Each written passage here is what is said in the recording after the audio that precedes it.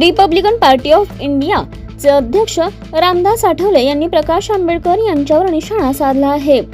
आंबेडकर हे स्वबळावर लढण्यास प्राधान्य देत असून त्यांच्या सोबत येण्याची तयारी नाही, असे विधान आठवले यांनी केलं. आंबेडकरांनी सोबत यावे अशी आपली नेहमीच इच्छा राहिली आहे, परंतु ते नेहमी स्वतंत्र मार्ग निवडतात, असा दावाही आठवले यांनी केला आहे.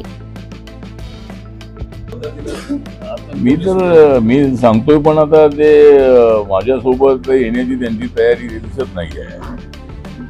एकतर बाळासाहेब आंबेडकर हे सिनियर नेते आहेत, अनुभवी आहेत, राजकारणाचा त्यांना माझ्यापेक्षा चांगला अनुभव आहे आणि ते जर आले तर त्यांच्या अध्यक्षतेखाली काम करण्यामध्ये मला आनंद वाटेल. म्हणजे माझं काही मंत्रिपदाचा जास्त विषय नाही आहे, पण ऐक्य जे आहे ते ऐक्य माझं मंत्रिपद जरी रिपब्लिकन पक्षाचं ऐक्य जे आहे ते ऐक्य माझं मंत्रिपद चालवण्यासाठी होऊ नये, तर अजून एक दोन मंत्री करण्यासाठी व्हावं, तर अशा पद्धतीचा आपला प्रयत्न आहे. पण मंत्रिपद माझ्यासाठी महत्वाचं नाही, रिपब्लिकन पक्षाचं ऐक्य महत्वाचं आहे.